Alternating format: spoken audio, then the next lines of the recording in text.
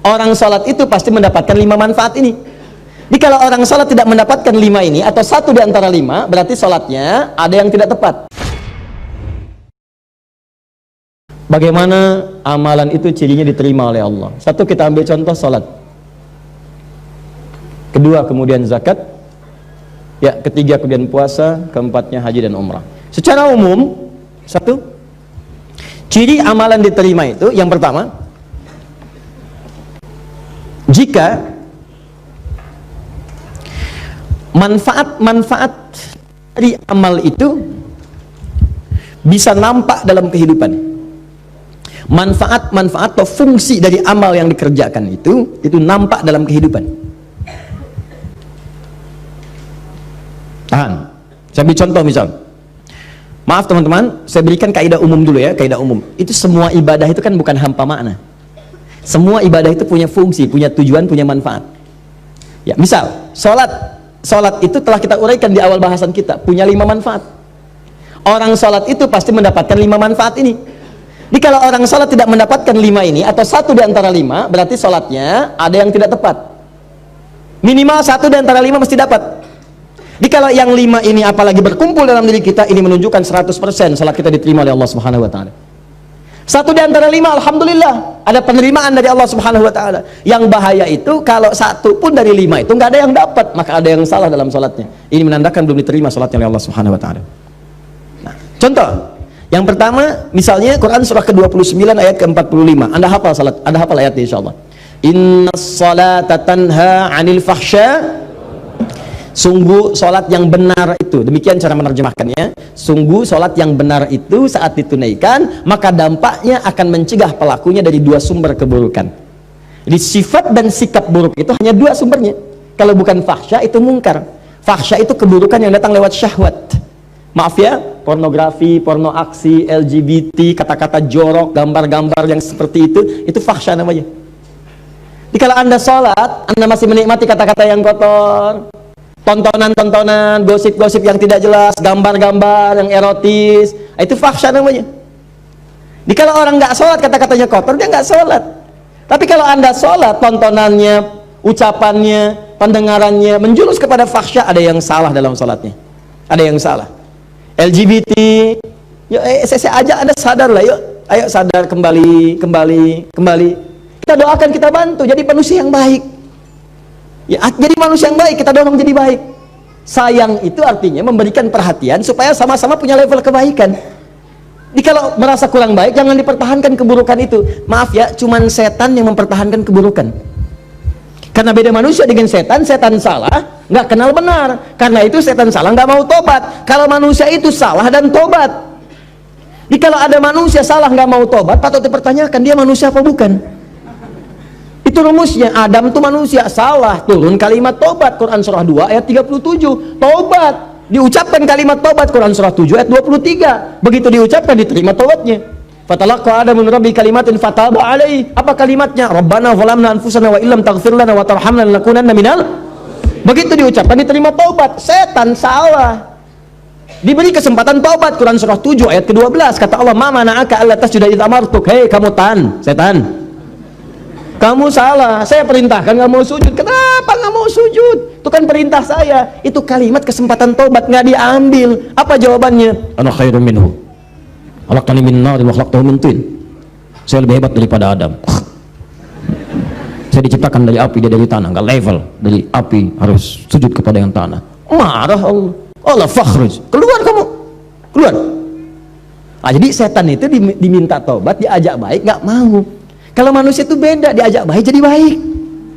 Ya, jadi kalau Anda misalnya mendapati keluarga, teman, kawan, kemudian dia salah, diajak untuk jadi baik, nggak mau, itu tandanya bukan. Tandanya dia sedang dipengaruhi oleh setan. Bukan tandanya dia setan. Ibu punya suami, diajak baik, papa jadi baik dong pak. Mama ini ngajarin papa, setan. Bukan. Ada pengaruh di situ. Jelas ya? Balik sini. Jadi orang salat itu pasti menjauh dari perbuatan fahsya, mungkar, keburukan yang diingkari oleh hati kita. Sumbernya nafsu perut dengan akal. Nafsu perut itu maaf, materi, mencuri, nafsu perut tuh, korupsi, kolusi, menipu. Nggak ada orang sholat nipu, mustahil. Ini yang paling aneh, orang sholat dia ikut sholat baru takbir keluar mencuri. Wudu, habis wudunya apa? Akhi, apa kabar? Dipakai juga. Sholat takbir, begitu takbir khusyuk kelihatan. Rakaat pertama mundur, tas orang diambil. Ada yang mundur, kotak infak di bawah. Ada yang salah, mustahil. Orang sholat itu kalau habis sholat dia ingat Allah. Kalau orang ingat Allah mustahil bermaksiat. Quran surah 4 ayat 103. Fa idza qadaitumus salata fadhkurullah. Kalau sholat kamu selesai, kamu akan ingat Allah. Jadi kalau orang ingat Allah nggak akan maksiat. Anda selesai sholat, pergi ke kantor, ya di musola, pulang, ba'da sholat, kembali ke pekerjaan. Maka saat bekerja nggak mungkin maksiat, nggak mungkin, mustahil. Nggak ada tangan mudah menggerakkan, angka bertambah, tanda tangan kwitansi dinambah, cek kosong diisi nggak benar, broker macam-macam, itu mustahil orang sholat demikian, mustahil. Datang duduk, datang orang, Pak ini Pak, tanda tangan, mudah aja, nggak ada. Dia akan lihat, Allah salah ini, maaf Mas saya malu dengan Allah. Kenapa? Tangan saya ini baru dipakai tahiyat, masa kemudian digunakan maksiat? Jari saya jadi tahiyat, nggak akan dipakai untuk maksiat, silahkan ambil. Begitu Anda katakan, diceritakan pahala oleh Allah, pahala. Dan ingat ya, pahala itu bukan cuma lahir dalam perintah, tapi larangan. Ketika Anda dikerjakan itu dapat pahala, segera berdoa, ya Allah, mohon pertahankan keluarga saya dari perbuatan maksiat, jauhkan dari godaan setan. Jelas ya? Kembalikan. Nah ini cirinya. Jadi fahsya mungkar hilang. Nah jadi kalau selama ini Anda ibadah, ciri itu tidak ada yang salah. Zakat saya cepat. Zakat itu ciri penerimaannya jika ada perasaan dalam hati kita sudah tidak loba lagi dengan harta. Ya, tidak loba dengan harta, suka senang berbagi, lebih tepat guna, lebih proporsional, lebih punya visi. Allah kasih saya kebutuhan, ya Allah terima kasih, sebulan 50 juta, ternyata kebutuhan saya cuma 30 juta. Dia evaluasi, berarti yang 20 juta itu bekal saya ke surga. Maka turunlah Quran surah ke-28 ayat 77, paling kiri sebelah bawah. Wabtaghi fima atakallahu daral akhirah wala tansa nasibaka minad dunya. Kata Allah, hei fulan, saya titipkan harta buat ngejar ke surga, karena amalan kamu itu nggak sama dengan dia. Dia itu kelihatannya sedikit, tapi malamnya bisa tahajud, siangnya bisa puasa, baca Quran sudah banyak, hafal Quran di dalam jiwanya, dalam kepalanya. Kamu ini saya berikan harta lebih, karena tahajud gak bangun-bangun, baca Quran belum mampu, hafal Quran pun di luar kepala, masih di luar, belum masuk. Saya berikan tambahan harta supaya nyusul amalan dia, diberikanlah harta berlimpah, masuk, dipakai. Makanya ketika kalimat itu turun, kalimat Qur'annya wabtaghi fima atakallahu daral akhirat, cari negeri akhirat dengan harta itu. Sedekah, infak. Makanya orang-orang yang telah lulus ujian dengan harta itu, jadi orientasi mengejar peningkatan omsetnya itu untuk jadi akhirat, Bu, Pak. Betul, bagaimana bisa zakat kalau nggak ada uangnya? Bagaimana bisa bersedekah kalau nggak ada uangnya? Setiap kita punya peluang, teman-teman, kalau bisa ya punya visi. Saya juga berusaha sama, walaupun cuma 3.000 misalnya, berusaha jadi uang tambahan 3.000 supaya bisa infak. Bagi 3.000, bagi dalam sebulan, sehari 100, nggak apa-apa, sehari 100. Dan ikhlas tuh nggak usah pamer sama orang. Mau ngasih ke kotak infak cuma 100, nggak apa-apa, ikhlas, nggak usah pamer. Ya begitu dimasukin dalam Jumatan misalnya kan, bagaimana caranya supaya tidak terdengar oleh orang lain, ikhlas, lega, masuk. Nggak apa-apa, Allah nggak akan lihat kok nilainya. Berdasar keikhlasannya diberikan apa yang mungkin orang lain tidak dapatkan itu. Jelas ya? Teruskan kemudian, maaf, puasa cirinya peningkatan takwa, la'allakum tattaqun. Itu sudah saya jelaskan. Kemudian haji dan umrah cirinya, ini yang sudah haji, maaf sekali. Kalau sudah haji berarti insya Allah ahli surga. Ya, kalau syarat-syarat diterimanya ibadah itu nampak dalam diri kita. Apa syaratnya itu? Disebut dengan birrun namanya. Birrun itu sifat baik yang muncul setelah yang jeleknya hilang. Makanya Anda dalam haji dan umrah, terutama haji, kan itu menghilangkan sifat buruk. Coba Bu, Ibu kan kalau haji, apa amalan pertama yang dikerjakan dalam haji? Wukuf kan? Wukuf di Arafah. Kenapa disebut Arafah? Mengenal kekurangan-kekurangan diri untuk mengenal Allah. Makanya sebelum berangkat haji itu, nih yang mau haji nanti ya, kan kami tiap tahun buka nanti pendidikan untuk manasik, bebas terbuka untuk siapapun. Jadi diantara caranya begini, sebelum berangkat catat dulu kekurangan kita, tuliskan. Lihat di cermin, kurang apa? Tanya suami, tanya istri, tanya anak, tanya tetangga, saya kurang apa? Papa, mama ini merasa tidak sempurna. Memang, misalnya. Bapak tolong dong Pak, jangan bercanda, sampaikan kekurangannya gitu kan. Ya sudah, ayo mama tulis nomor 1, tulis, gak apa-apa. Nomor 2, nomor 3, mama nomor 1 hapus aja, itu sudah nggak jadi. 2, nih kan, terus kan 3, bisa tuliskan, tuh 4, terus diurut sampai selesai. Misal contoh kan, ya karena mama sudah berubah yang itu, nggak apa-apa, itu tinggalkan aja. Mama masuk ke yang selanjutnya, tulis tuh 1, tuh sampai habis. Nah begitu sudah selesai, datangi anak. Udah gitu datangi tetangga, tanya.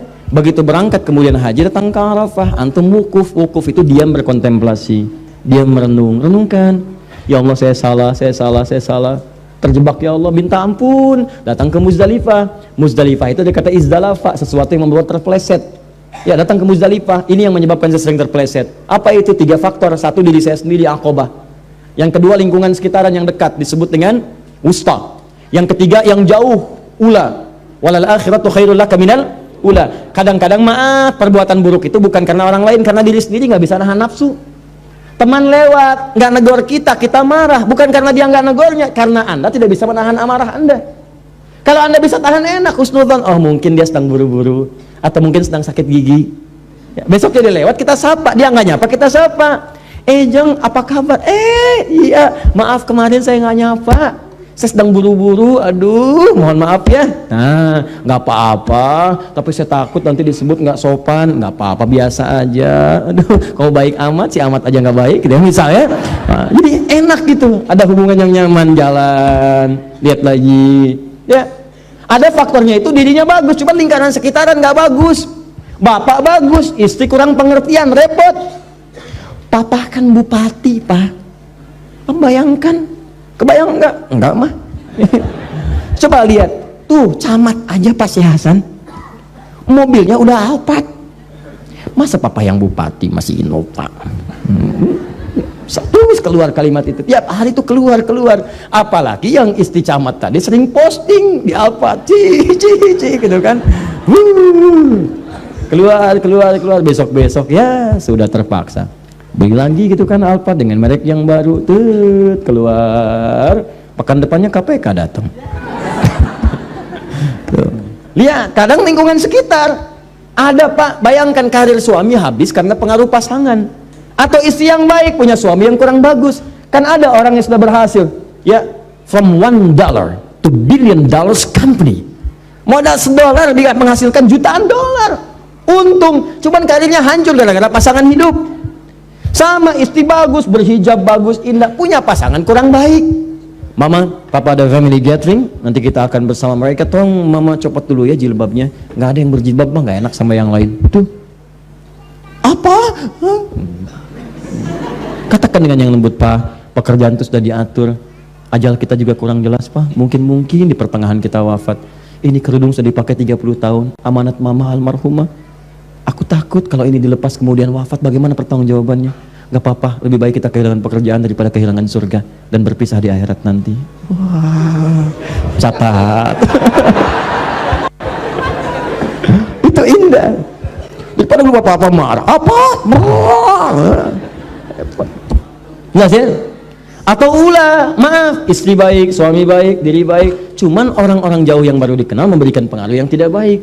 Pindah tugas. Begitu pindah tugas ketemu orang-orang gak baik, baru datang sudah dibawa ke arah pencolongan, pencurian, pemalingan dan sebagainya. Itu yang membuat tidak baik. Nyampe ke sana lempar, begitu nyampe Aqabah, Bismillahirrahmanirrahim, lontar. Wusta, lontar. Ula, lontar. Begitu dilontar hilang. Pulang ke tanah air jadi baik. Ya mabrur, baik. Yang merubah yang jelek disebut dengan birun, jeleknya hilang, baiknya muncul. Maaf, marah hilang, sabar muncul. Sombong hilang, tawadhu muncul. Muncul yang baik, hilang yang jeleknya, birun. Melekat dalam diri. Kalau melekat pada diri seseorang disebut mabrur namanya. Mabrur. Maka muncul istilah haji mabrur. Haji mabrur itu bukan haji yang diterima, tapi haji yang bisa merubah perilaku orang itu dari buruk menjadi baik. Makanya orang Arab menyebut haji sifatnya dari kalimat Nabi, haji mabrur. Lekatkan mabrurnya, maksudnya begini, Pak Haji, bukan gelar, karena tidak ada ibadah yang melahirkan gelar. Apa ada kemudian Bapak Hasan sholat, kemudian misalnya infak, misalnya haji, lalu dapat gelar SHI, sholat haji infak, kan nggak ada. Saya belum pernah dengar ada orang sholat sebelum bapak sholat, Ustadz sholat ada hidayat, gak ada. Silakan cek, gak ada, biasa saja. Haji pun bukan gelar, haji itu pengingat dari kalimat hajjul mabrur laisa lahul jazaa illal jannah. Haji yang bisa merubah seseorang jadi baik, gak ada pahala padanya kecuali surga. Maka ketika dia selesai haji, orang Arab mengatakan pada orang yang kadang-kadang kurang komitmen, baru datang ke imigrasi sudah marah-marah, mana koper saya nih, gini dasar Arab, dasar ontak, dasar begini, keluar kalimat yang gak bagus. Kata orang Arab, yang kata orang Arab, Pak Haji, maksudnya Bapak sudah haji. Jangan keluar lagi kalimat itu, jangan gadaikan surga dengan maksiat yang kemudian tidak seharusnya muncul. Jadi kalau dipanggil Pak Haji, jangan bangga dulu. Saya tuh kalau dipanggil tuh takut saya. Ustadz Haji Adi, astagfirullah. Haji saya diterima nggak ya Allah? Diterima nggak? Ini kadang-kadang bangga. Nama Doni, habis Haji lewat. Pak Doni lurus saja. Pak Haji Doni,